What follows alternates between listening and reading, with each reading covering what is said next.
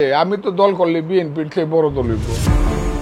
আমি দল করলে বিএনপির চেয়ে বড় দল হবে, আমি করব। তো তোমরা রাগ করতে পারো আমার কথাটায়, কিন্তু এদেশে মুক্তিযুদ্ধের পক্ষে একটা দল হওয়া উচিত বলে আমি মনে করি। সামাজিক যোগাযোগ মাধ্যমে ভাইরাল হওয়া একটি ভিডিওতে এসব কথা বলতে দেখা গেছে বিএনপি নেতা ও বীর মুক্তিযোদ্ধা ফজলুর রহমানকে। তার এই বক্তব্যের পর রাজনীতিতে নতুন করে আলোচনা সৃষ্টি হয়েছে। প্রশ্ন উঠছে, তবে কি সত্যিই তিনি নতুন দল খোলার পরিকল্পনা করছেন?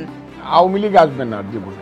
আওয়ামী লীগ হাসিনা মাসিনারা সব কুত্তার মতো দিল্লিতেই মরে। ভিডিওতে ফজলুর রহমান বলেন, এই দেশে মুক্তিযুদ্ধের পক্ষে একটি দল হওয়া উচিত। আওয়ামী লীগ আর জীবনেও আসবে না। আওয়ামী লীগের হাসিনারা দিল্লিতেই মরবে, কিন্তু এই দেশে মুক্তিযুদ্ধের পক্ষে একটা দল হবে, আমি খুলব। তবে সেটা আওয়ামী লীগ নামে নয়। আওয়ামী লীগ দেশের সর্বনাশ করে গেছে বলে মনে করেন তিনি।